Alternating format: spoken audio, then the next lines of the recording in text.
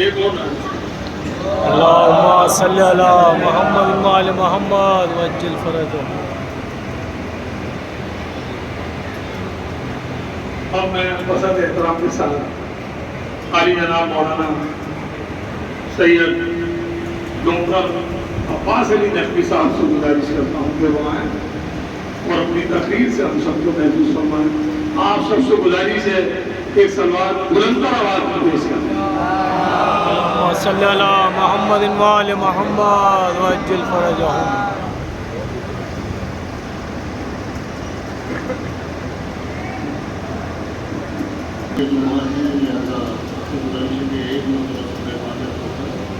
اپنے اپنے مومنین اور کل مومن و مومنات مومنین کی مدد سے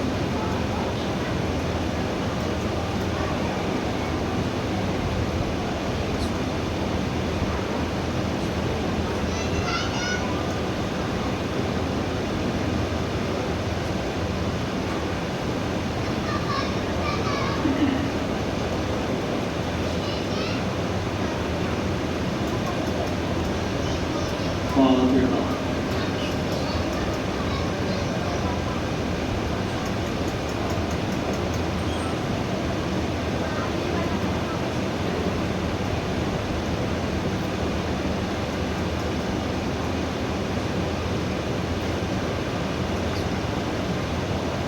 أعوذ بالله من الشيطان اللعين الرجيم. بسم الله الرحمن الرحيم.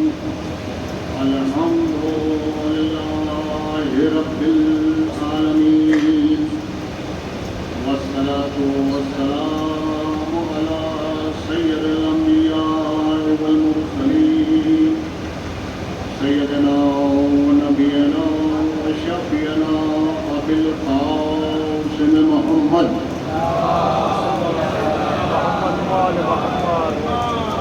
وآل الطيبين الطاهرين المعصومين. أما بعد فقد قال تبارك وتعالى في كتاب المجيد والفرقان الحميد وهو أصدق الصادقين. بسم الله الرحمن الرحيم. جاء الحق وزهق الباطل إن الباطل كان زهوقا. صلوات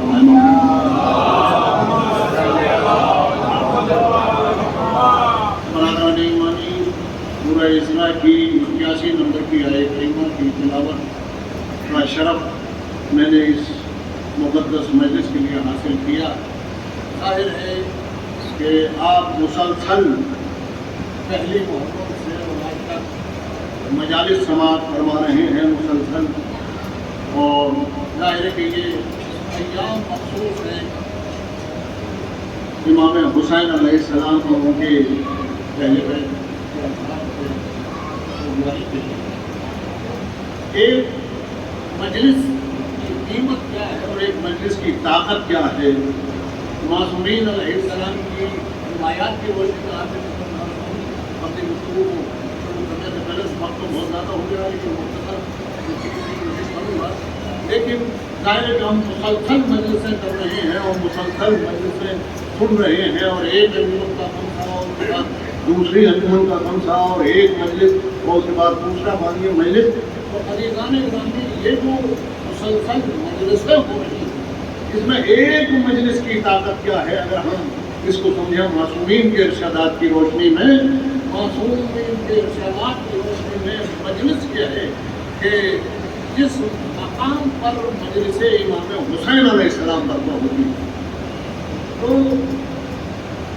آسمان سے فرشتے یہ دیکھتے ہیں کہ ایک نور ہے کہ جو آسمان کی طرف بلند ہو رہا ہے. تو فرشتے پروردگار عالم سے یہ سوال کرتے ہیں کہ یہ ایسا نور ہے کہ جو زمین سے آسمان کی طرف بلند ہو رہا ہے. تو پروردگار عالم یہ جواب دیتا ہے کہ یہ زمین والوں نے مجلس امام حسین علیہ السلام کے لیے فرش بچھایا ہے اور مجلس امام حسین منعقد ہو رہی ہے، اس کا نور ہے کہ جو زمین سے آسمان کی طرف آ رہا ہے۔ تو یہ فرشتے پھر اس بات کی خواہش کرتے ہیں کہ پروردگار عالم ہمیں اجازت دے، یعنی وہ ایسی اٹریکشن محسوس کرتے ہیں۔ کون؟ جنت میں رہنے والا فرشتہ، جنت میں رہنے والا فرشتہ اس نور کا ایسا اٹریکشن، ایسی کشش محسوس کرتا ہے کہ وہ پروردگار عالم سے یہ خواہش کرتا ہے کہ اے پروردگار عالم ہمیں اجازت دے کہ ہم بھی مجلس میں جا کر شریک مجلس ہو جائیں۔ چنانچہ ان فرشتوں کو مجلس میں شامل ہونے کی اجازت دی جاتی ہے۔ جب یہ فرشتے مجلس میں آ جاتے ہیں اور مجلس ختم ہو جاتی ہے اور فرشتوں کو مجلس کے بعد میں پھر واپس آسمان پر جانا پڑتا ہے۔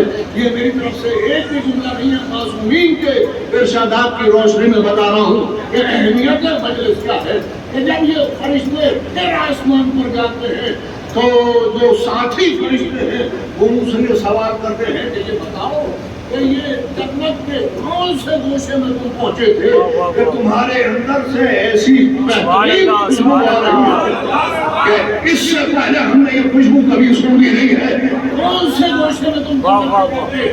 تو اس پر یہ فرشتے کہتے ہیں کہ ہم جنت سے یہ خوشبو لے کر نہیں آئے ہیں بلکہ زمین پر مجلس حسین منعقد ہو رہی ہے، اس مجلس میں پہنچے ہیں اور اس مجلس کے سبب سے ہم نے یہ خوشبو حاصل کی ہے۔ تو یہ فرشتے کہتے ہیں کہ ہمیں بھی مجلس میں لے چلو، تو یہ کہتے ہیں کہ مجلس تو ختم ہو گئی۔ تو یہ فرشتے پھر اللہ سے یہ استدعا کرتے ہیں کہ پالنے والے اب جو مجلس ہو تو اس میں ہمیں جانے کی اجازت دی جائے۔ چنانچہ پھر جب فرش عذاب دیکھتا ہے تو یہ فرشتے بھیجے جاتے ہیں اور جب یہ جاتے ہیں تو یہ خوشبو سب اسی طرح معطر ہوتے جاتے ہیں۔ روایات یہ بتاتی ہیں کہ ایک فرشتہ جب ایک بار مجلس میں آ جاتا ہے تو دوبارہ اسے آنے کی اجازت نہیں ہوگی، بس وہ ایک مرتبہ پوری زندگی میں ایک مرتبہ آیا، مگر جب وہ گیا تو ایسا معطر ہو کر گیا خوشبو میں کہ جنت والوں نے اس کی خوشبو پر رشک کیا۔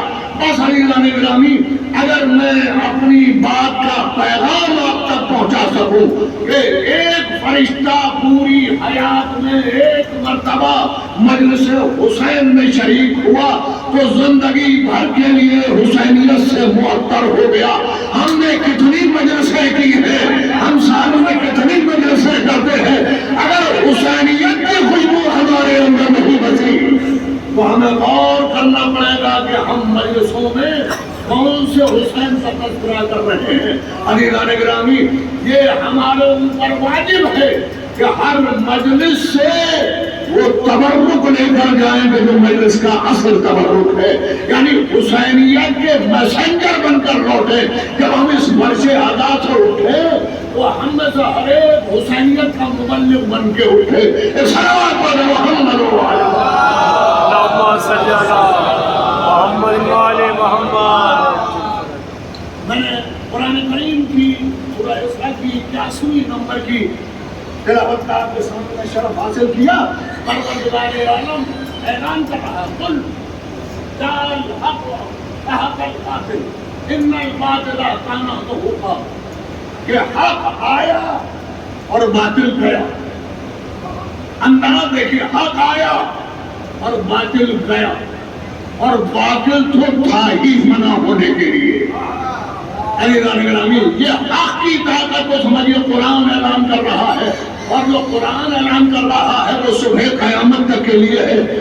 آپ اس آیت کریمہ کی روشنی میں پچھلی تاریخوں کو الٹ کر دیکھیے کہ حق جب آتا ہے تو باطل کا کیا انجام ہوتا ہے، حق آنے سے پہلے باطل کیسا ہوتا ہے۔ عزیزان گرامی، ظاہر معرکہ حق و باطل جب سے یہ دنیا قائم ہوئی اس وقت سے آج تک مسلسل مار گئے حق و باطل ہے، کس لیول کے اوپر ہے، کبھی ملکوں کے لیول کے اوپر ہوتا ہے، کبھی شخصیتوں کے لیول کے اوپر ہوتا ہے، کبھی خاندانوں کے لیول کے اوپر ہوتا ہے. تو ظاہر ہے نام نے وقت میں بہت گنجائش کی ہے کہ میں تفصیل سے عرض کروں. میں تاریخ سے چند مثالیں پیش کروں گا کہ مار گئے حق و باطل کا پہلا معرکہ، حق و باطل کا پہلا معرکہ اس وقت جب سے انسانیت پیدا ہوئی، اس وقت پہلا معرکہ حق و باطل ہوا. حضرت آدم علیہ السلام دنیا میں آئے. حضرت آدم کے دو بیٹے ہوئے، ایک حابیل اور ایک قابیل. اب عزیزان گرامی، حابیل اور قابیل میں بحث ہوئی. بحث کیا ہوئی؟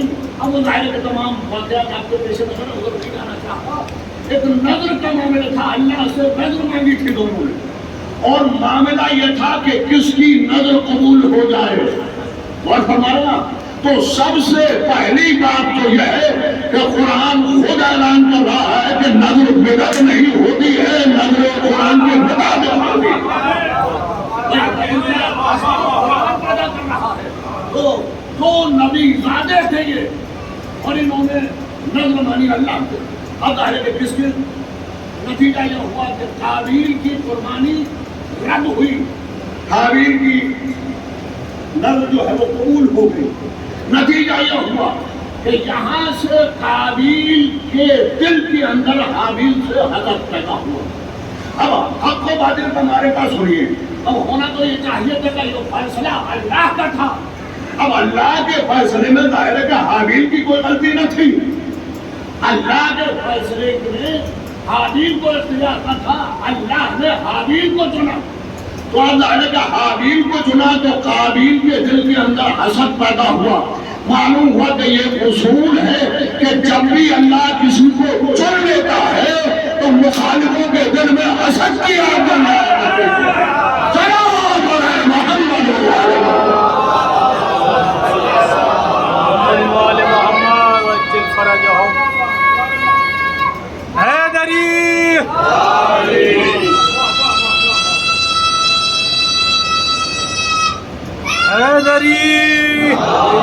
بالکل تاریخی گفتگو کر رہا ہوں آپ کے سامنے. چنانچہ نتیجہ یہ ہوا کہ حضرت آدم ذرا ہٹے تو قابیل نے حضرت حابیل کو قتل کر دیا. اب جب حضرت آدم واپس آئے اور انہیں پتا چلا کہ حابیل قتل کر دیے گئے، شہید کر دیے گئے، تو اب حضرت آدم تمام تفاسیر اٹھا کے پڑھیے.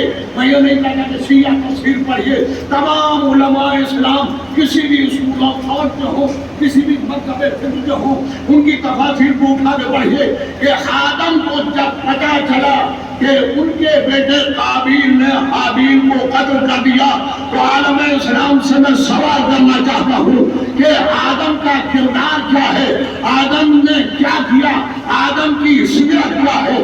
تمام تفاسیر لکھتی ہے کہ آدم حضرت حابیل کی قبر پر پہنچے، حابیل کے لیے آنسو بہاتے جاتے تھے، قابیل پر لعنت کرتے جاتے تھے. معلوم ہوا کہ پہلے دن آدم نے یہ اصول ڈال دیا کہ ظالم پر لعنت کی جائے گی، مظلوم کا ماتم کیا جائے گا.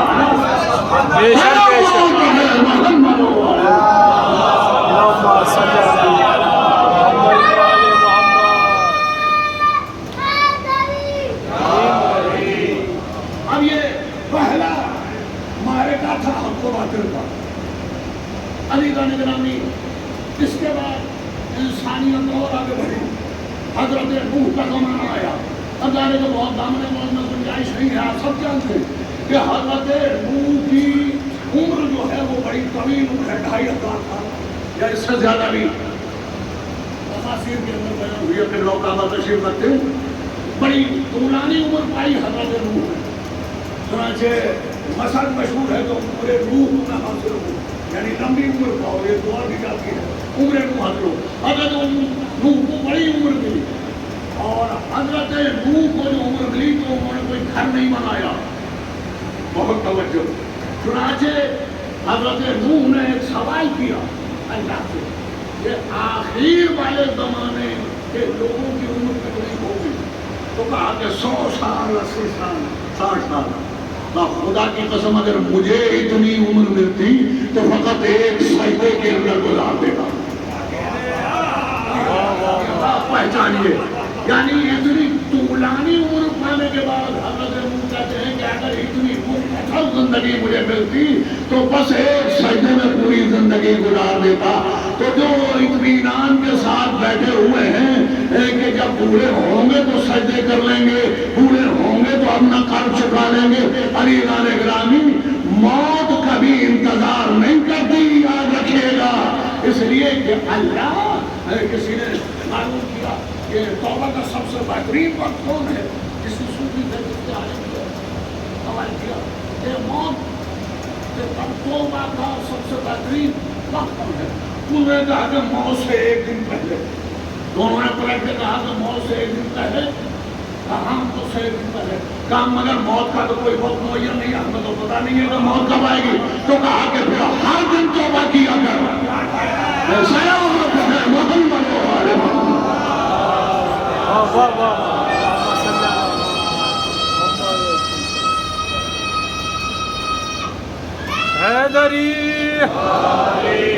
اب حضرت نوح کا زمانہ آیا.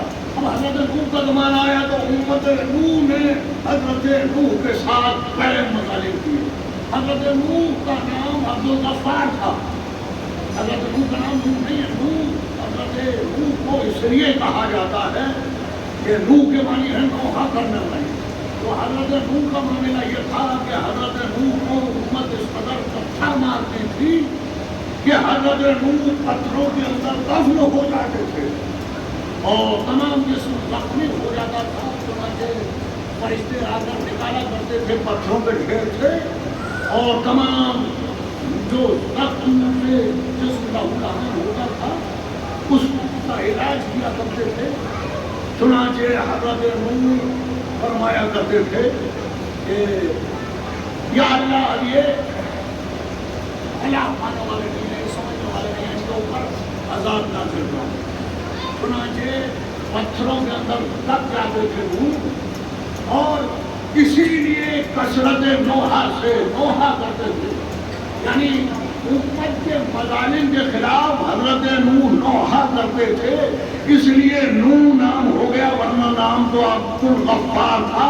مگر قرآن اٹھا کر دیکھیے گا کہ کہیں عبدالغفار کے نام سے قرآن نے نہیں پکارا، جہاں پکارا ہے نوح کے نام سے پکارا. آپ جانتے ہیں جو اللہ کو نوحہ اس قدر پسند ہے ظالم کے خلاف کہ اللہ قرآن میں نوح کو نوح کہہ کر بلا رہا ہے، عبدالغفار کہہ کے نہیں بلا رہا. چلو محمد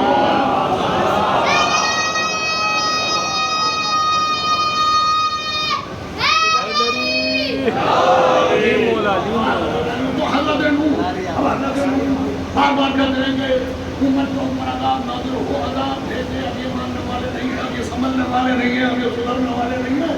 حضرت نوح عذاب کا مطالبہ کرتے ہیں. بھائی یہی فرق ہے نوح میں اور ہمارے پیغمبر میں کہ نوح پتھر کھا کے عذاب کا مطالبہ کرتے ہیں، ہمارا پیغمبر پتھر کھا کے دعائیں کیا کرتا ہے. جو ہے محمد والے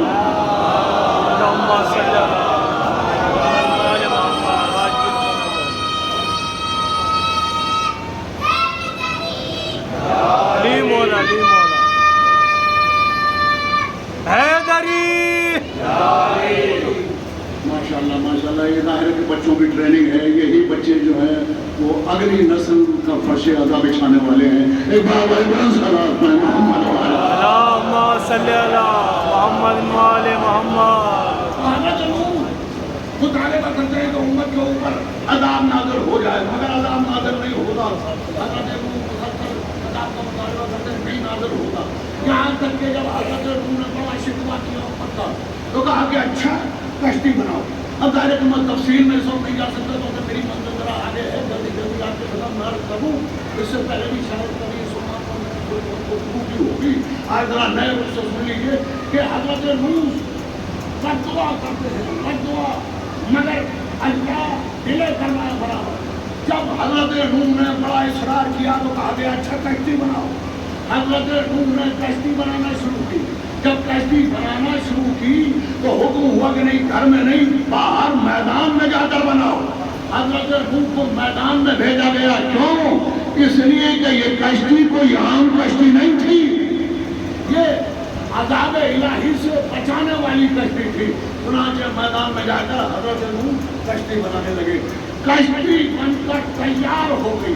جب کشتی بن کر تیار ہو گئی تو حضرت نوح کو حکم ہوا کہ اب عذاب الہی آنے والا ہے، اب عذاب آئے گا، اوپر سے بھی پانی برسے گا، نیچے سے بھی زمین میں سے پانی آئے گا. چنانچہ جب پانی آنے لگے تو تم اپنی کشتی کو پانی کے اندر تیرانا اور آواز دینا کہ آج عذاب الہی کا دن ہے، عذاب الہی سے آج کوئی بچا نہیں سکتا علاوہ اس میری کشتی کے. چنانچہ حضرت نوح جیسے ہی نازل ہونا شروع ہوا، سیلاب، آسمان سے پانی برسا، زمین سے پانی ابلنا شروع ہوا. اب حضرت نوح نے اپنی کشتی کو پانی کے اندر تیرایا. اچھا، حضرت نوح اپنی کشتی کے اندر بیٹھے ہوئے تھے اور آواز دے رہے تھے کہ اے لوگوں، آج کوئی نہ بچا پائے گا سوائے اس کشتی کے. چنانچہ حضرت نوح کہہ رہے ہیں، آواز دے رہے ہیں کہ آؤ کشتی میں آؤ. حضرت نوح کو حکم ہوا کہ کشتی سے اترو. بڑی توجہ چاہتا ہوں، کشتی سے اترو، کشتی کے آگے آگے چلو اور کشتی کا تعارف کراؤ، کشتی میں نہ بیٹھو. بھائی حضرت نوح کو ظاہر ہے کہ اگر کشتی کے اندر بیٹھے رہے تعارف کرائیں تو حرج کیا ہے، مگر اللہ نے کہا کہ نہیں، کشتی سے اترو اور کشتی سے آگے چل کر کشتی کا تعارف کراؤ کہ یہ کشتی عذاب الہی سے بچائے گی. اس میں میرے پروردگار تیری حکمت کیا ہے؟ کا حکمت ابھی سمجھ میں آئے گی جب میرا پیغمبر کہے گا مثل اہل بیتی کمثل سفینۃ نوح من رکبها نجا ومن تخلفها غرق وهو. کہ جب میرا پیغمبر کہے گا میرے اہل بیت کی مثال کشتی نوح جیسی ہے، میرے اہل بیت کی مثال کشتی نوح جیسی ہے، تو عزیزان گرامی نوح کو کشتی سے اتارا اس لیے گیا کہ کہیں کوئی یہ نہ کہہ دے کہ پیغمبر کیونکہ کشتی کے اوپر تھا لہذا کشتی کا کمال نہیں ہے، پیغمبر کے جسر سے بچ گئی کشتی. تو کشتی کو بچانا تھا، کشتی کی حیثیت کو بچانا تھا، نبی کو اتار دیا. عزیزان گرامی اسی لیے پیغمبر نے کہا من مات علی حب آل محمد. یہ نہیں کہا کہ جو محمد کی محبت پہ مر جائے، کہ جو آل محمد کی محبت پہ مر جائے.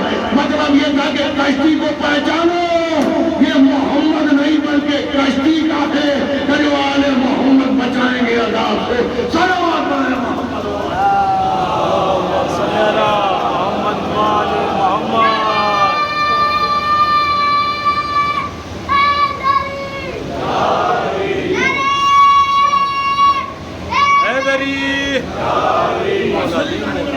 تو حضرت نوح کو کشتی بنانے کا حکم ہوا. کشتی کس سے بچائے گی؟ عذاب الہی سے بچائے گی، عذاب الہی سے بچائے گی. یہ کشتی خطرناک عذاب سے کشتی بچائے گی. جو کشتی میں آ گیا وہ بچا، جس نے کشتی سے بغاوت کی وہ ڈوبا، پورا شہر ڈوب گیا. چند نفوس تھے جو پیغمبر کی آواز پر لبیک کہتے کشتی کے اندر آ گئے. عزیزان گرامی جو کشتی میں بیٹھا وہ عذاب الہی سے بچا. پیغمبر نے اپنے اہل بیت کو کشتی نوح سے تشبیہ دے کر بچایا کہ عذاب الہی سے کوئی بچا نہیں سکتا علاوہ میرے اہل بیت کے. عزیزو، ہم نے دیکھا کہ حضرت نوح کا اپنا بیٹا اس نے بغاوت کر دی تو پہاڑ کی طرف دوڑا ہوا جانے لگا. حضرت نوح کی نگاہ پڑی، کہا کہ اے میرے لال کہاں جا رہا ہے؟ کہا کہ پہاڑ پر جا رہا ہوں. کہا کہ آج کوئی نہ بچا پائے گا، یہ عذاب الہی ہے، ہاں کشتی کے اندر آ جا. مگر اس نے کہا کہ نہیں، مجھے تو یہ پہاڑ بچا لے گا. کشتی کو چھوڑ دیا پہاڑ کی طرف جانے لگا. نہ جانے یہ کافر کا مزاج کیوں ہے کہ جب بھی نبی کے خلاف جاتا ہے تو پہاڑ نظر آتا ہے. محمد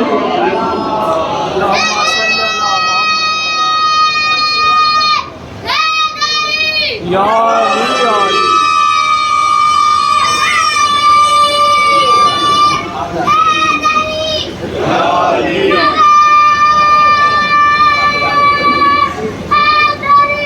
یا علی. تو یہ حضرت نوح کا زمانہ مسلسل مار گئے اب کو باطل حضرت نوح کے زمانے میں ہوتا رہا. اب عزیزان گرامی گفتگو اور آگے بڑھاتا ہوں. ظاہر کے دامن وقت میں گنجائش نہیں ہے کہ حضرت موسیٰ کا زمانہ آیا. حضرت موسیٰ کے زمانے میں فرعون، اور فرعون کوئی ایک شخصیت نہیں ہے بلکہ اس وقت کے جو حکمراں ہو گئے تھے ان کا نام فرعون ہوتا تھا. چنانچہ حضرت موسیٰ کے زمانے کا جو فرعون تھا اس کا اصل نام ایسس تھا، مگر ظاہر ہے کہ وہ فرعون اس لیے کہا جاتا ہے کہ جتنے حکمراں تھے وہ سب فرعون کہے جاتے تھے. اچھا ایسس جو تھا وہ بڑا ظالم تھا. یعنی اسی کے زمانے میں حضرت موسیٰ کا وہ واقعہ ہوا کہ آپ دریا پار کر گئے. بعد میں اس کو لکھا، بعد میں اس کے بیٹے کو لکھا ہے کہ اس کے زمانے کا واقعہ ہے. مگر زیادہ تر مفسرین اور مورخین کا جو اجماع ہے وہ ایسس کے اوپر ہے. ایسس جو ہے اس نے کیا کیا کہ اس نے بنی اسرائیل کے اوپر بڑے مظالم کیے اور اس نے کئی شہر بنوائے بنی اسرائیل سے بگاڑ کر کے. بڑے مظالم کیے اس نے. تو جب بنی اسرائیل نے یہ دعا کی کہ یا اللہ ہمیں اس کے مظالم سے نجات دے تو حضرت موسیٰ کی ولادت ہوئی. عزیزان گرامی حضرت موسیٰ انبیاء کی فہرست ہوئی. ایک بات سن لیجیے کہ میں علماء کے بیان کے روشنی میں مفسرین کے بیانات کی روشنی میں اپنی گفتگو بڑھا رہا ہوں، اپنی جانب سے غلط نہیں کہہ رہا ہوں کہ حضرت موسیٰ کے زمانے میں حضرت موسیٰ سے پہلے یہ جو فرعون ہے یہ اتنے مظالم کر رہا تھا بنی اسرائیل کے اوپر کہ انہوں نے گرا کر اللہ سے دعا کی کہ ہماری مدد کر، ہمیں اس کے ظلم سے نجات دے. چنانچہ مفسرین کا کہنا یہ ہے کہ حضرت موسیٰ کو جس وقت اللہ کو بھیجنا تھا تو اس سے پہلے حضرت موسیٰ کو بھیج دیا. یعنی وقت سے کچھ پہلے بھیج دیا. کیوں؟ اس لیے کہ امت دعا کر رہی تھی کہ اس کے مظالم سے نجات دلا. آپ نتیجے تک پہنچے. میں کیا کہنا چاہتا ہوں، میں آپ کی خدمت میں یاد کر رہا ہوں لوگ یہ کہتے ہیں کہ جب امام کے ظہور کا ایک وقت معین ہے تو وہ تو اپنے وقت پر ظہور فرمائیں گے. یہ دعا کرنے سے فائدہ کیا ہے؟ بھائی اللہ نے موسیٰ کو وقت سے پہلے بھیج کر بتایا کہ اگر امت گر گرا کے دعا کرے تو وہ اپنے نمائندے کے ظہور کا وقت بھی بدل سکتا ہے. اللہم صلی علی محمد و آل محمد. سبحان اللہ سبحان اللہ.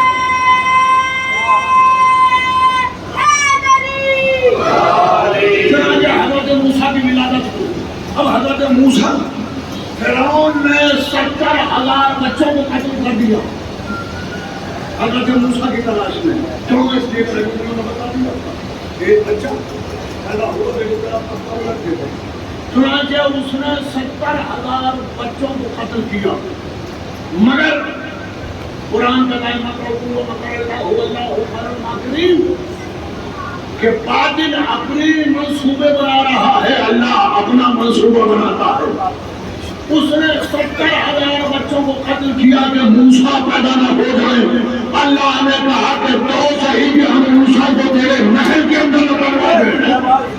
حضرت موسیٰ پیدا ہوئے اور حضرت موسیٰ پیدا ہوئے تو ظاہر ہے کہ وہ تمام واقعات آپ کے سنے ہوئے ہیں کہ حضرت موسیٰ کو صندوق میں بند کر کے سمندر کے اندر ڈال دیا گیا.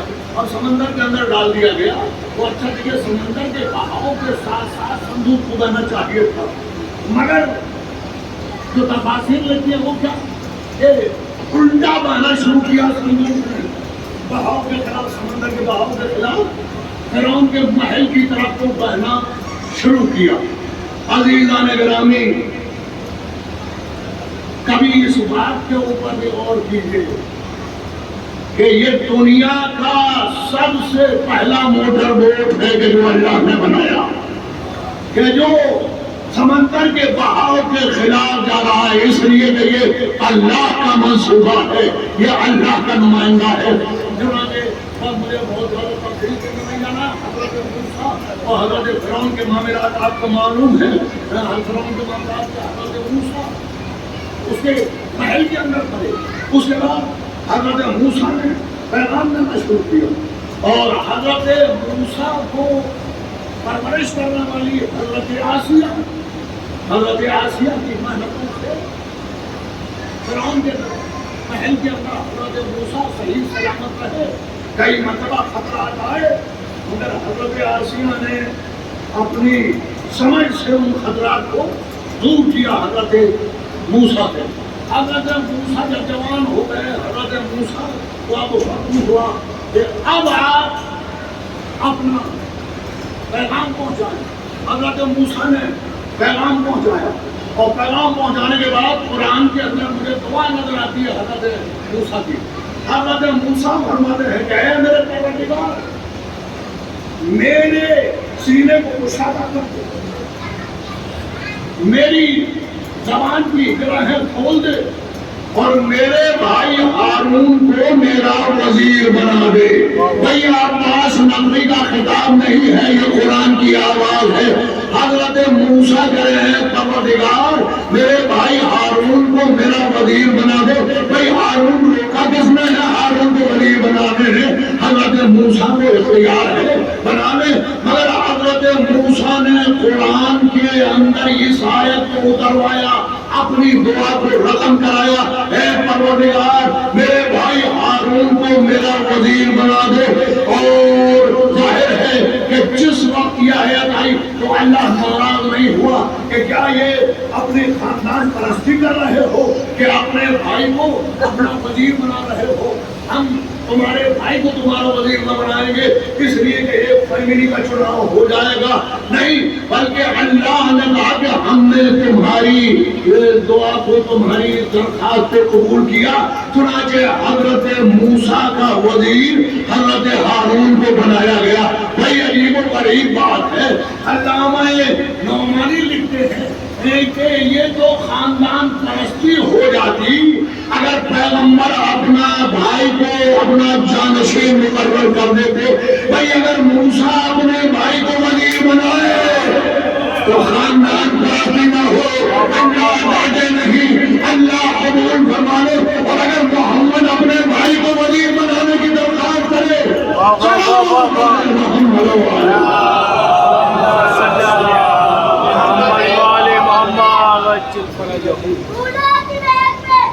علی علی علی علی علی علی علی علی علی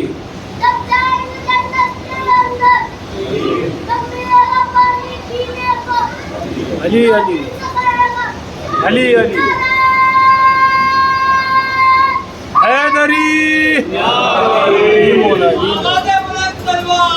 اللہم صلی اللہ محمد وآل محمد۔ مجھے اس طرف نہیں جانا، میرا پیغام دوسرا ہے کہ اب ہمارے کا یہ ہوا کہ حضرت موسیٰ کو حکم ہوا کہ بنی اسرائیل کو لے کے شہر کو چھوڑ دو۔ حضرت موسیٰ اپنی قوم کے ساتھ شہر چھوڑ رہے۔ فرعون کو جب یہ پتہ چلا کہ حضرت موسیٰ اپنے قوم کے ساتھ نکل رہے ہیں، چنانچہ وہ بھی پیچھے